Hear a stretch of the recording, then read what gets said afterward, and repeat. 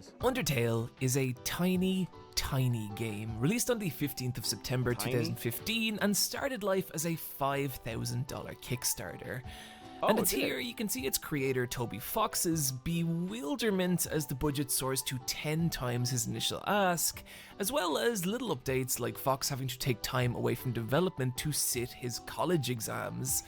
And what I find interesting about these posts is you can see in them a person who had no idea what he was making or what it would become. And how could he? 5 years later, Undertale has become one of the most massive and bewildering forces on the internet. Seriously, I've done 2 videos like this, and exploring those fandoms, it felt like digging through a mine, but Undertale was more like staring into a massive, yawning abyss. When are we getting an Undertale anime, by the way? When are we actually getting an Undertale anime? I feel like we've wanted this for way too long. Type 1, if we should have had an Undertale anime. Ever expanding. And what I want to do today is look at how that happened. How the internet took this tiny little game and transformed it into one of the most loved and hated phenomenon online. Loved and hated? And to do this, we need to start with Undertale itself. I'm guessing a lot of you know the deal with Undertale. You play as Frisk, a small child who has fallen into an underground kingdom of monsters, and from here you can treat them like you would in any other RPG and murder them, or become their friend. It's a cute idea, but in isolation, it wasn't that new or interesting in 2015. Games like Moon having very similar concepts, but releasing 18 years earlier, with non-lethal runs in games being popular by this time. So why then is the simple choice of Undertale's battles a big deal? And I think there's 2 answers to that. The first being its characters. Undertale has great characters, and how much you agree with that is going to define how you feel about this game. Take a character like Undyne. Initially, she just seems like a human murdering machine, but spend time with her and you'll see that her more homicidal tendencies are just an expression of her loyalty to Asgore. That's how much her friendships mean to her, whether it's knowing Papyrus isn't suited to combat and teaching him to cook instead, or appreciating Alphys's pathetic love of anime. She's someone who's able to see people for what they are rather than what they wish they were, and is able to love. Shout out to Undyne, man. We love her, right? We love Undyne. One of the best characters easily, right? Straight up. Probably my favorite character. Well, Sans is still, yeah, who doesn't love Sans, though? That's them for those reasons. And learning all this about a character who first seemed like a standard RPG boss is really endearing. But that same discovery exists for each major character of Undertale, whether it's Alfie's self-deprecating humor hiding an intense layer of guilt and self-loathing, Flowey's hateful, pathetic existence, or Metaton's journey to transition into a body they can be themselves in. Despite the fact that a single playthrough of Undertale takes about 6 hours, you get a lot of these characters, and I think a reason for that is how subtly their personalities are communicated.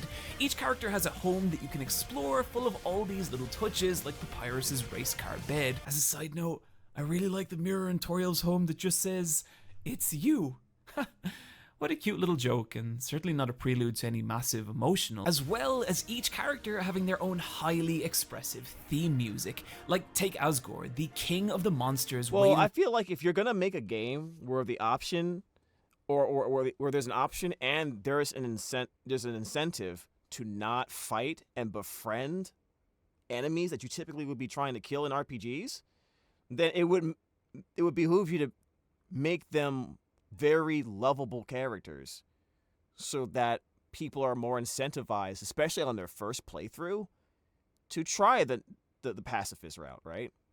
Like when I first played Undertale, I had no intention of killing anybody. I just liked too many of I liked too many of them. You know what I mean? Which makes it more painful when you realize that there is a route where you have to do it, right? I think, that's just me. For you at the end Fake of the fans, game, shut who up. you are constantly told is this super nice guy, but who has also murdered 6 human children. What? Children, He's right, he's your right. soul being the seventh and final one he needs to break the barrier trapping his people underground. And his theme music, the reluctant but frantic Bergentrucken, captures that. It is the sound of a good person trying to convince himself to do something awful for what he believes is the greater good. And that same level of expression can be found everywhere in the underground, even in a lot of the really tiny little I side hate these characters. These characters are From so weird. Burgerpants, the nihilistic, vaguely unhinged fast food worker, to Muffet the spider, who is about as adorable as you could make one of those abominable hell creatures, to Napstablook, the depressed ghost, who at one point asks you to lie on the ground with him and listen to trance music, and oh my god, I don't know that I've ever related to a fictional character this much. And it all comes together to create this world Where's of Temmie? memorable little creatures who have Where's been the Tem forced shop? There we underground go. by humans, yet have still managed to scrape together happiness in that. But there's this undercurrent of longing for something more, a desire to escape the underground for a better life under an open sky. And it's sad, but it's that contrast that gives the world of Undertale its beauty.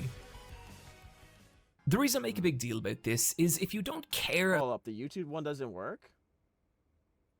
Wait, what? Hold up. What do you mean the YouTube one doesn't work? Oh boy. Did something happen? Alright, let me see what's going on.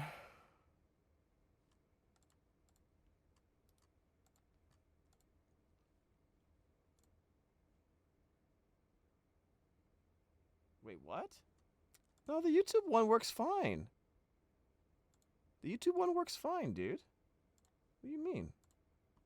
About these characters, if you don't believe in this world, then the choices offered by Undertale's battle system, they don't mean anything. But if you do, that's where the option to kill or spare these monsters starts to carry real emotional weight. But it would still all be for nothing if the game didn't react to your decisions in a meaningful way. And Undertale is extremely reactive to the player's actions, even in some really tiny idiosyncratic ways. Like Sans being able to tell that you've reloaded your save file and are experiencing the same sequence again. But where this becomes a big deal is how Undertale reacts to your actions to shape the larger story. If you go through the entire game without killing a single monster, you'll go down the pacifist route, which means 0 level ups or stat increases, and it's difficult, but it's the only way to experience the full story of Asriel, Asgore, and Toriel's son, killed by humans and now transformed into the evil, emotionless flower that tried to take your soul at the beginning of the game. The final battle with him, seeing you and all the monsters you've spared facing Asriel and making him see through pacifism that he still matters. He is still loved despite the terrible things he's done and all the hatred he feels, until finally Asriel loses the will to fight and in one final act of repentance shatters the barrier sealing the monsters underground, freeing them to pursue a new life on the surface. At the end of it, there's just a feeling that you did this. You showed these creatures a real kindness, not through any binary decision, but by consistently doing what you believed was right over what was easy. And then there's the other And the route. result is a ending that feels meaningful and responsive to your actions. A genuine statement of the power of love over violence. And fuck, I think that's kind of beautiful. But it's also here that things get really interesting. Go back to the title screen and you'll be met by Flowey, who warns you that there is one final threat to this world. You. Oh, wow. You have given these characters the best possible life, and now you have the option to just walk away and let them be happy. Or you could reset the game and start again, ripping them from their ideal future. And what's interesting is he's not talking to Frisk the character, he's talking to you, the player. So why would you do this? Simple. Why do you do anything in any video game? To see The true what ending happens. Yeah. And specifically, what happens if you kill every single monster in the underground. This is what takes you down the no mercy route, or genocide as it's come to be known online. I'm gonna call it no mercy from here, because otherwise YouTube might think that this is a very different kind of video than it is. Oh Lord, yeah, good old YouTube. Keeping us safe from things we don't need to know. No mercy runs are grueling. You have to walk back and forth through each area, killing every single monster, and it can take hours. But it's like the entire time the game is asking you, is this really But nobody what came? you want? And as you do, the underground transforms into this haunting, empty place as the monsters flee from you, abandoning their homes and even leaving notes begging you, please not don't hurt to my family. their family. Wow. It feels cruel. Like you Wow. are some terrible, violent force in this world. The major encounters of the game Undyne one changing was to reflect crazy. that, and none more so than your battle with Undyne, who before the Yeah. battle is mortally wounded trying to save a child from you. And just listen to the dialogue here. Deep, deep in my soul, there's a burning feeling I can't describe, a burning feeling that won't let me die. That was crazy, right? That was crazy. Like I think she was like the only one that like staved off her death like through sheer will. Absolutely absurd. This isn't about monsters anymore, is it? If you get past me, you'll destroy them all, won't you? Monsters, humans, everyone. Everyone's hopes, everyone's dreams. Vanquished in an instant. Right now, everyone in the world, I can feel their hearts beating as one. And we all have one goal. To defeat you, human, no, whatever you are. For the sake of the whole world, I, Undyne, will strike you down. I love how this speech plants you as a villain about to battle the true hero of this story. But what's really interesting is that line, human, no, whatever you are. Because you're not human, not in this world. Humans cannot control time. Humans cannot come back from the dead over and over and over. You are not human.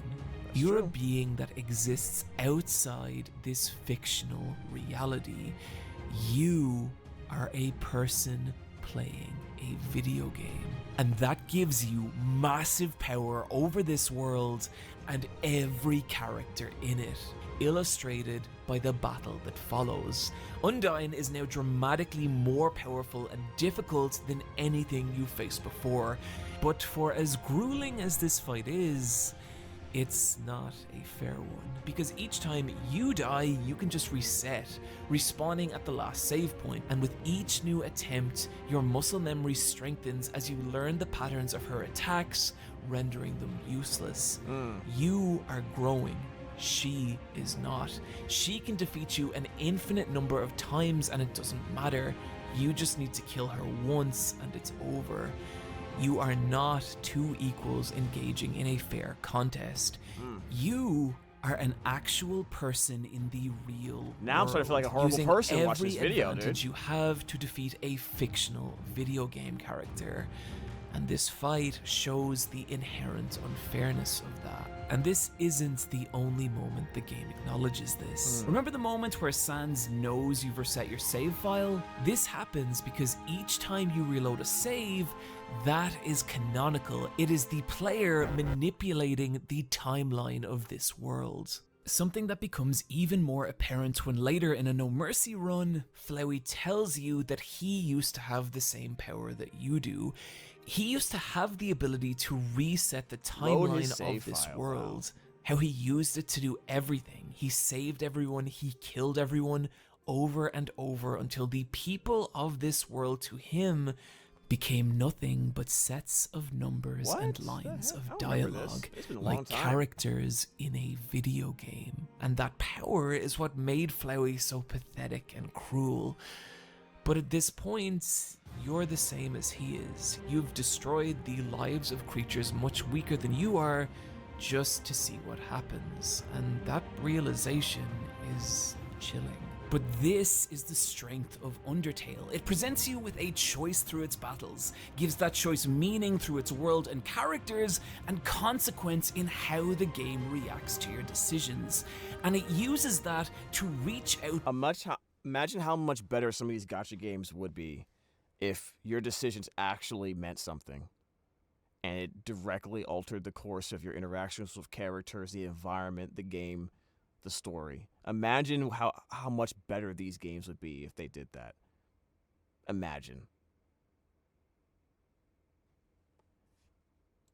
Beyond the screen and form a real connection with you, the person holding the controller, and makes a direct statement on how you choose to engage with the lives of beings in an inherently weaker position than you are.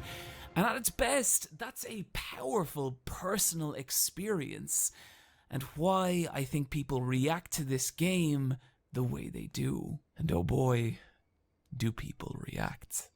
The reason I spend so much time talking about the appeal of Undertale is that whether you love it or don't, it's important to understand that this is a game that elicits a lot of emotion in people. But this created a problem. Undertale was still a small indie game. You could see the majority of its meaningful content in less than 20 hours, and from there, all that emotion had nowhere left to go.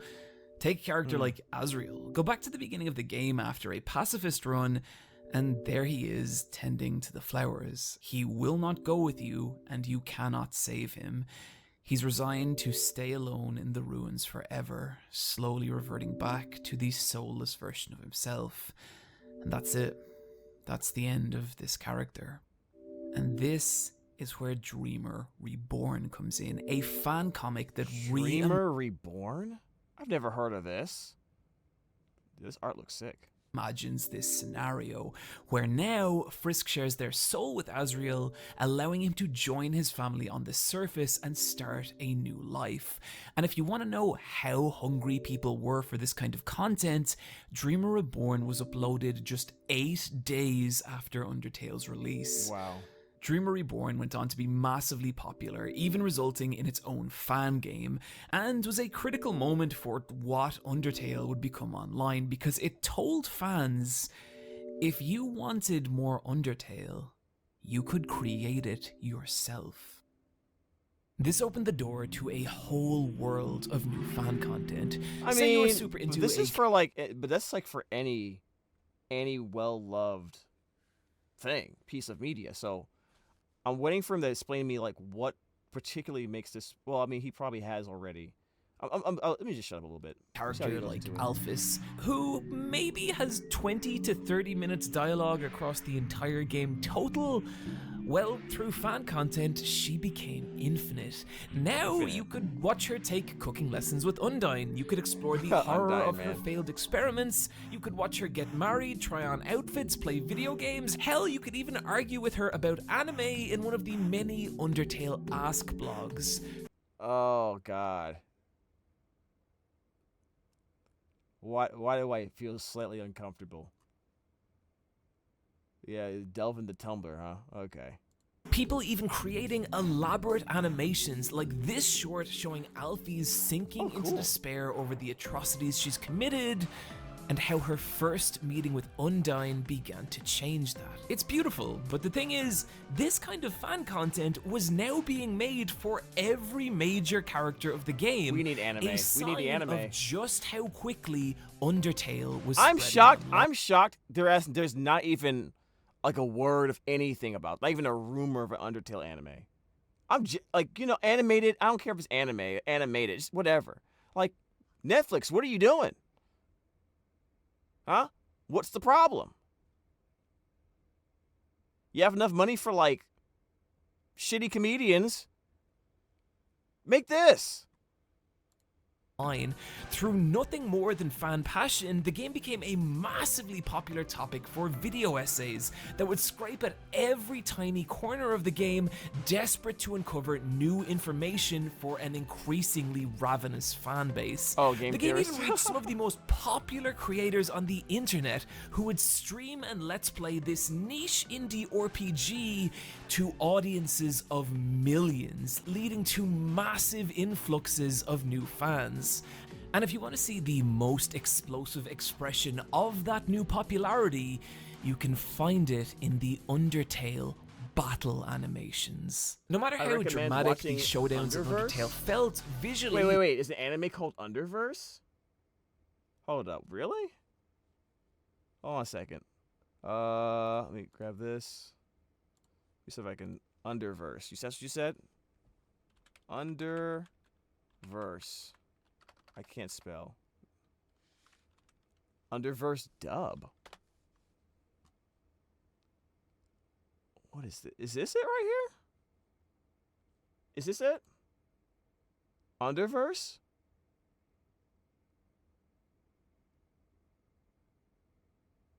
It's to make no money, James? What do you mean? I don't understand. Did I do something wrong?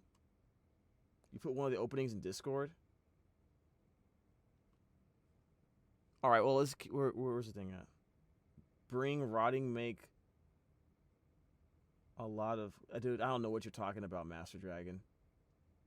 Unfortunately, the creator is on hiatus because of fan backlash? Backlash? About what? You know, I don't even know why I asked that question. The internet is gonna internet. They were nearly always very simple and had to be in order to remain feasible for its tiny development. And what these fan animations did was free the most dramatic moments of Undertale's story I feel like I've seen this. From those limitations. I feel like I've seen this. Letting us experience the sheer lunacy of the ratings-driven war with Metaton, the violent, desperate cruelty of a no mercy route Undyne, or the sheer tragic beauty of a pacifist route Asriel. I like the design. Like the fucking stunning Telly LZ's hopes and dreams, capturing all the emotion, tragedy, and tenderness of the showdown with the god of hyperdeath. And I think that's what drives a lot of the artists behind these creations, a desire to recreate how these fights felt. They really should do. And I'm guessing that's why the most popular by far is the battle. I've seen this one, I think. Sans. Coming right at the end of a No Mercy run, this is where the game finally pushes back against the player.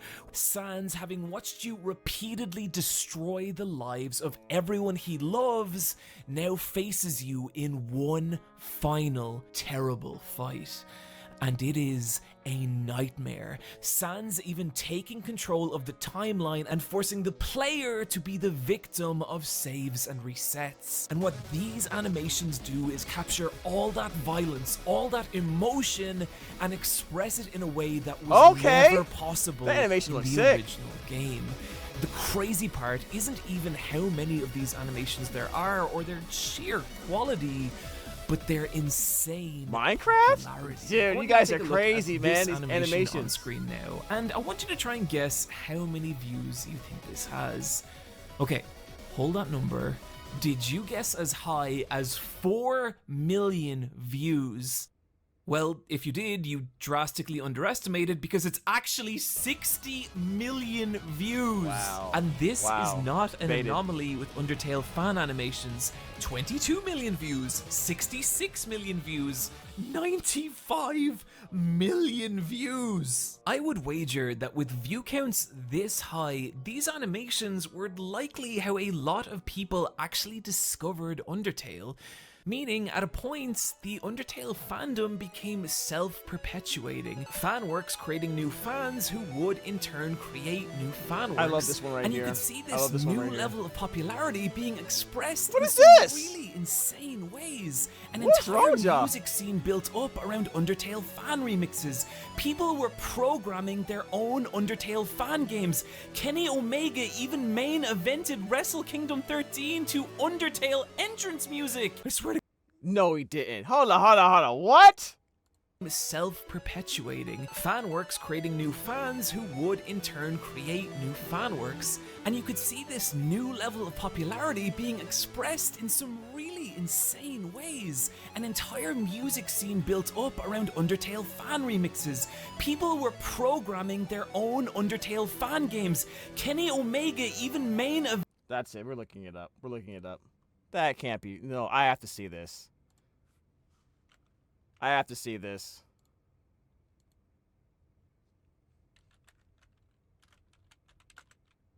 Undertale. Wrestle Kingdom entrance. I have to see this shit. Is this it? Is this it, Chad? Is this what it is? Oh my god. I'm not gonna lie, I always wanted to voice Sans. If there ever was like an anime or animation for Undertale, I would love to voice Sans one day. Jacket. I love the jacket, man. That jacket is crisp. Invented Wrestle Kingdom 13 to Undertale entrance music. I swear to God, this is a big deal. Within the fandom itself, every tiny corner of the game was now being mined for fan content. You remember those little side characters? Like I always say, I'm gonna watch something for 5 minutes. Every time I do that, I end up watching the whole freaking video. Each of them now had their own massive fan following. I love the ghost, man. Each tiny strand of Undertale. Hold on. Is now being mined for fan content. You remember those little side characters we mentioned earlier? Each of them now had their own massive fan following. Hold up, girl. Hold up. Yo! That spider is extra thick, man. What the heck? This design is amazing. This is great. I love this one. That's crisp. That one's OD. Someone is thirsty over here on the left. I would love to see this in a cartoon. Each tiny strand of Undertale was being filtered through 1,000 different lenses, resulting in legions of fan art, fan comics, fan fiction, plushes, stage productions, live action films. Stage production? Videos, body pillows, porn. All right. You have got to be kidding me. It's just a skeleton. How? You know what? I don't want to ask. People, when there's a will, there's a way. Which, yes, I am going to talk about because I refuse to be silenced on this platform. Yeah, you are. There you go. I knew it. Resulting in a profound sexual awakening, the likes of which I never thought I'd experience. I'm just gonna shut up. Alright. My point here is that from the little carrier burden waterfall to the bench What the quiche, heck is that? each tiny strand of Undertale was being magnified 1,000-fold and given new life online. And if you want to see how minute this gets, look no further than WD Gaster. If a fictional character could win an award for appearing in a piece of media the least, but inspiring the most fan content, Gaster would win that award. His existence is only suggested in a handful of easily missable moments throughout the game. The royal scientist before Alphys, your odds of actually encountering him are tiny, dependent on a randomly assigned number at the start of your game from 1 to 100.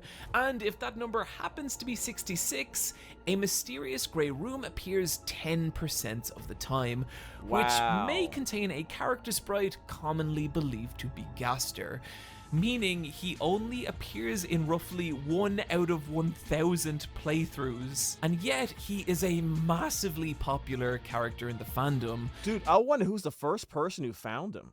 Like, imagine playing the game when it came out and being one of the lucky people in the very beginning to encounter this guy, and like, who the F is this? This is a really good drawing, by the way. Appearing in innumerable fan comics, fan fiction, a fully playable boss battle, as well as fan animations, the most popular of which has 45 million views. He's barely in the fucking game! And if it's starting to make sense why I call Undertale's fandom an abyss... Oh, buddy. Wow. We're just getting started. On October 17th, 2015, Sammy Hot? Tumblr Oh my user God. Underfella uploaded a drawing of Toriel, but rather than the kindly goat mother you encounter at the start of the game, this was a creepy distortion of that character, and something about it resonated with people, so much so that Underfella began to reimagine each character of Undertale in this more sinister light. Oh, I These got the gold images tooth? running Okay. rampant throughout fan communities, with people now creating their own fan works of this fan work, creating a collective online world of thousands of people. That's envisioning great. That what design this is new, crisp. darker reality of Undertale would be like. And this was the birth of Underfell, one of the first massively popular Undertale alternate universes, or AUs. Yeah, I have yeah. legit seen full-blown AAA games with lesser followings than Underfell, to the point that it's difficult for me to even convey how massive it is. So I'm going to be using a very specific example. I'm genuinely shocked. This is so much. I'm getting like sensory overload a little bit, to be honest. This is what happens when I type Underfell Remix into YouTube, and just look at all the results. These are all soundtracks for a game that does not exist. Except it kind of does. There are multiple fully developed Underfell fan games, along with all the other weird shit you'd This is actually a funny pillow. Wow, look at this! Look at this guy! Wow, that face painting is really good. Yo, Jacqueline, what's good, man? expect from any property with a massive fan following. All this dark, edgy shit, I love it. That looks really good. But I think the appeal is deeper than that.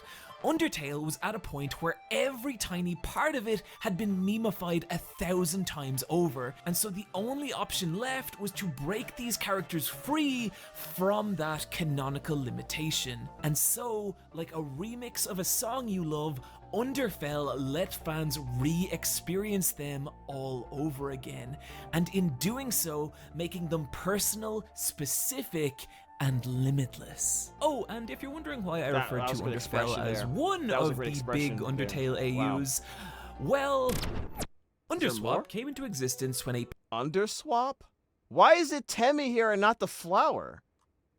piece of fan art from Tumblr user Popcorn Prince swapped the personalities of Sans and Papyrus. Sans, now the overenthusiastic human hunting goof, and Papyrus, the laid-back older brother who knows more than he should. Just like Underfell, the idea picked up a massive amount of momentum among the Undertale man. fan community, with Popcorn Prince creating similar swapped personas for each character in Undertale. Undyne became the royal scientist, Alfie's the head of the guard. Not gonna lie, Undyne as the scientist gear with all that on, kind of nice. I kind of like that. You get the idea. However, whereas Underfell imagines a dangerous, more violent Undertale, Underswap is kind of the opposite, often depicted as a softer, more peaceful reality that tends to focus more on slice-of-life style I stories. prefer that, to be and honest. like I prefer that a lot Underfell, it more. is huge. A DeviantArt Underswap search yields 37,000 Is this still going results. on? That same remix test from earlier, that works for Underswap too. There is a massive community still producing content to this day, and it's just crazy to me that there could be two massively popular Undertale AU. Horror No, there's gonna be more, dude. What the hell is this, dude? This reminds me of when I was big into Attack on Titan. There were so many AUs for Attack on Titan on Tumblr, bro. There was so many. It was absolutely insane. Type 1 in the chat if you were a big fan of Attack on Titan. You know what I'm talking about with these AUs, bro. It was wild. Tale began life as a DeviantArt webcomic that reimagined the world and characters of Undertale as horrific nightmare versions of themselves. Really? Went on to gain a massive fan following with fan games, fan art, and a hugely popular creepy version of Sans with his head cracked open. Oof. Dust Tale is a Korean Ask blog in which Sans, emotionally destroyed from experiencing repeated genocide runs, murdered Oh, that artwork is insane.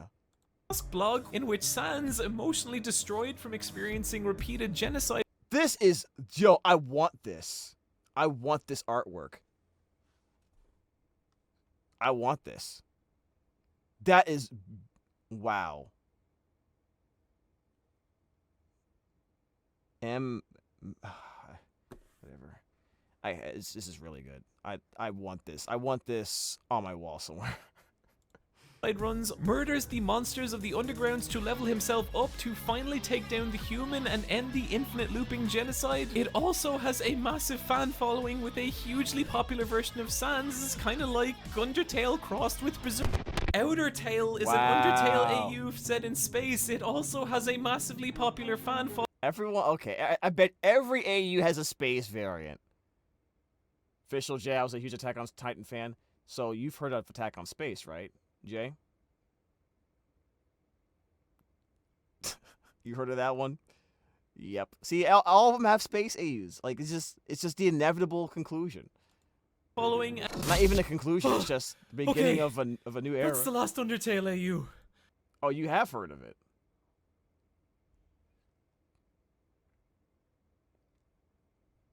Oh. Okay. So that means you know I was in it then, right? You know I did that, right? Fellswap is an Underfell Underswap combination alternate universe set during the 20th century Cold War in which the characters of Underfell swap personalities as they do in Underswap. Not to be confused with Swapfell, which is a different thing where the characters of Underswap become fellified versions of their swapped selves. What the heck? This is too much. Can we just get the anime, please? You know what? I never made the connection. Yeah, I played Connie in Attack on Space, actually. And technically, this version of Fellswap is Fellswap Gold, which is a different thing from Fellswap Red or hear the Fellswap narrator getting Emerald. very And tired. this is the point where my mind started to break, and I started to feel like there was no bottom to this community. There are hundreds of Undertale AUs, and many with their own massively popular fan communities. I have been researching this stuff for weeks, and I have no idea what the fuck Disbelief Papyrus is. How does this video have 20 million views? What is Disbelief? A lot of these universes even have different pacifist, neutral, and genocide timelines. Oh my god, for real? This is so much work. Googled genocide underswap papyrus just to see if that was a thing, and not only is it, someone had done a full genocide underswap papyrus boss battle twice. The rate at which this stuff hits the internet and mutates is staggering. Like, take Mutate's Fresh a great word Sans, for it. another massively popular Sans Fresh AU character. Sans. But then one day someone was like, what if Fresh Sans existed in Underfell, leading to Unfresh Sans, which in Unfresh Sans. All right, we are running out of time. I feel like at a certain point you have to be like, you know what? Maybe I should just make my own thing, because I'm giving all of my creative powers, my creative juices to Undertale, and there's some good ideas here, but it's starting to feel a little crowded. Just a little bit. Maybe I should make my own story and make it big instead of just using Undertale skins for it. I don't know. turn led to someone being like, what if Unfresh Sans was a person, leading to human Unfresh Sans? That just looks like Red.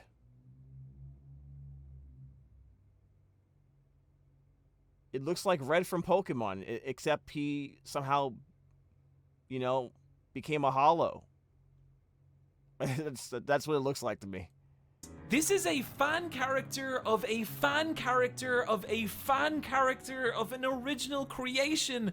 At some point, these fan characters even got really weird and meta, like Error Sans, who I actually think is pretty rad, who travels from alternate universe to alternate universe, wiping out different Undertale AUs, whose counterpart is Ink Sans, who helps and encourages fan creators in making their own Undertale universes.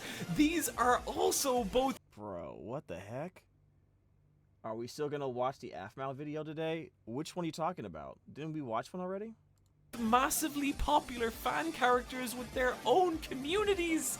And if you want to get really insane, what if everything we just talked about, what if it all existed in one massive meta universe. No, it doesn't. Underverse is a multi-hour-long animated web series that combines all the different Undertale AUs into one gargantuan meta storyline, featuring popular fandom characters like Core Frisk, Underswap Papyrus, Ink Sans, Error Sans, Fresh Sans, Fell Sans, Nightmare, Dream, Cross Sans. That last one being the Sans of the Crossverse, the prequel series to Underverse that focuses on the story of Frisk and Kara, two brothers who have to watch their own universe repeatedly reset by Cross Gaster as he tries over and over to recreate his own Undertale AU. This is an alternate universe about making alternate universes. And you want to know the absolutely fucking crazy part?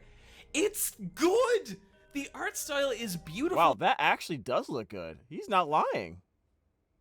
The character designs are really sharp and expressive. Look at how cute Alvi's looks in her dress, how fucking badass Undyne looks in her suit. Muffet's in the Royal Guard, and it's class. But I think— Hold up, what up? Whoa. This actually looks kind of nice. Oh, the French kiss one? Oh, I see what you mean. Yeah, we could do that. The franchise kiss? Hold up, this actually looks kind of crisp. Oh my god, I kind of want to find this now. What is this? Hold up, hold up, we gotta go back. Repeatedly reset by Cross Gaster as he tries over and over to recreate his own Undertale AU. Is there a dub of this? Okay, so James, you can either call them Cross or X. It's literally the same thing. So, can we please watch Underverse? Look up X-Tail. We might have to like X-Tail. We might have to pen that, save that for later, guys. We might have to save that for later, dude. That's actually insane. Okay, wow. This is an alternate universe about making alternate universes. And you want to know the absolutely fucking crazy part? It's good! This art, wow. The art style is beautiful. The character designs are really sharp and expressive. Look at how cute Alvi's looks in her dress. How fucking badass Undyne looks. Guys, is it weird that my headcanon voice for Undyne is basically Michaela? Like, who would agree with that? Just straight up. I'm not the only one, right? Looks in her suit. Muffet's in the Royal Guard, and it's class. But I think the really genius thing about this series is that just as Undertale acknowledges it is a video game and uses that to tell its story, oh, that looks Crossverse good! Acknowledges it is a piece of fan fiction and does the same.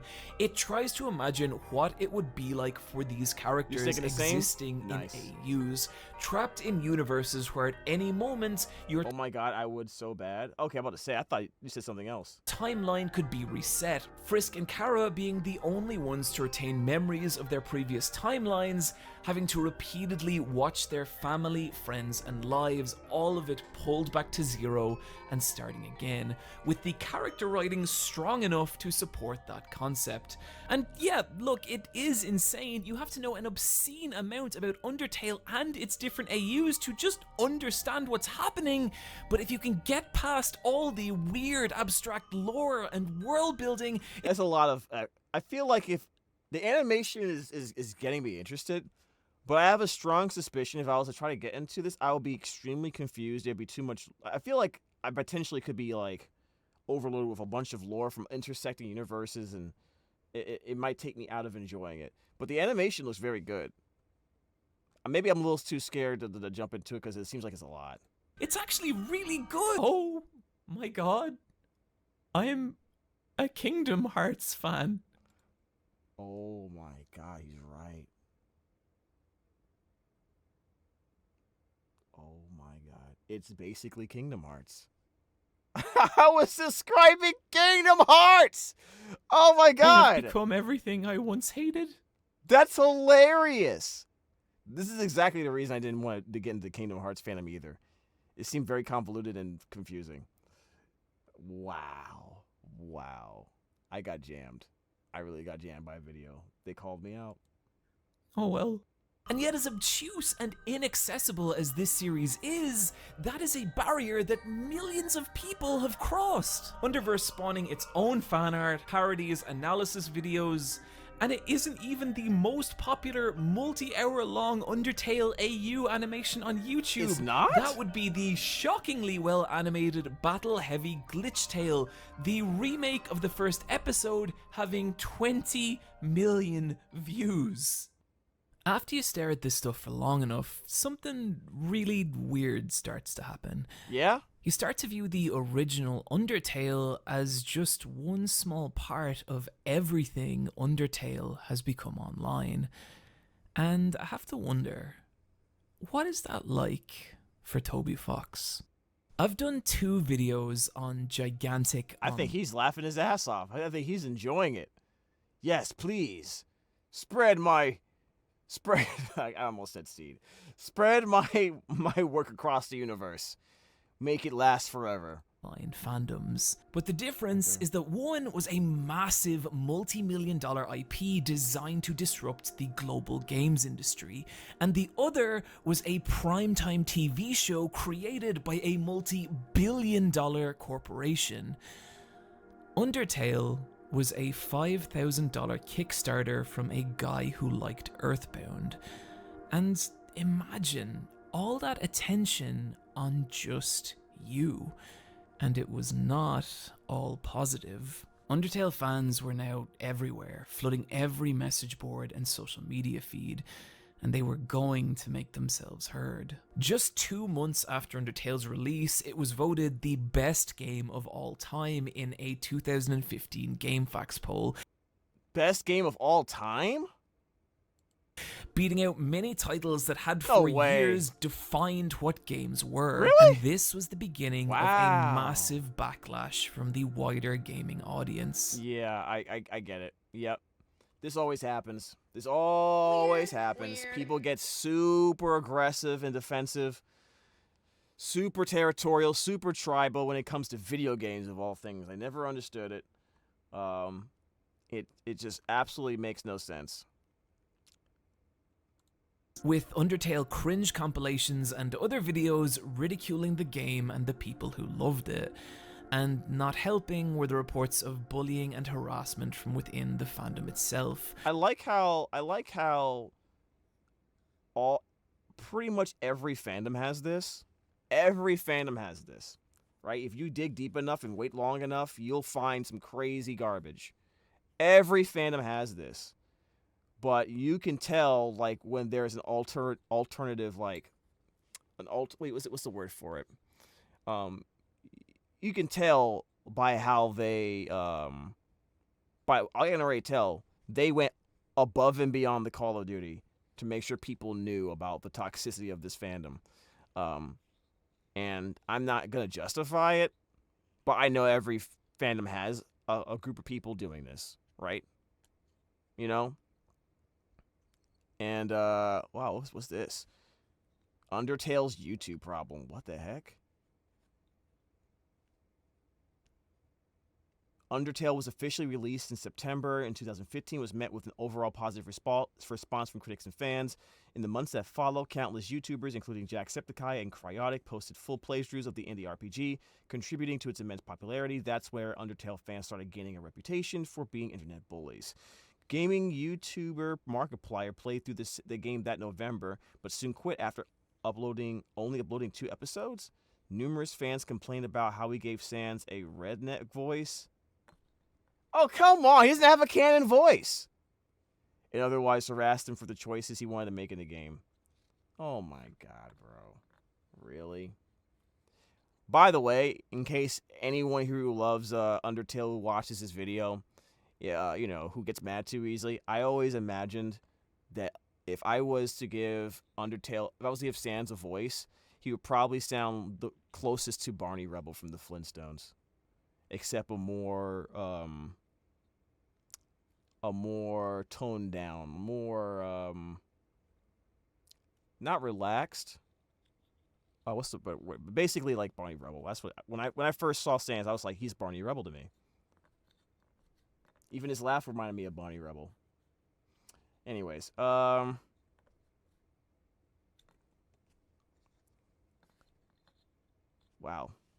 Yeah, I'm not shocked by this. If it didn't happen, I would be shocked. If it didn't happen. It's always unfortunate, right? It always ends up being, to some degree, the fans that push people away from enjoying a piece of media, right? It always ends up being that. They get too possessive of it, like it belongs to them, like no one's allowed to come in, no one's allowed to have their own interpretations or enjoy things. There's always like a golden age followed by an Armageddon. Happens every time. Every single time. Shoot. I'm watching Genshin Impact do that right now. Toxicity has down, barely, and rarely any haters. Well, well, I hope so. This game has been around for how long? How many decades? It feels like decades.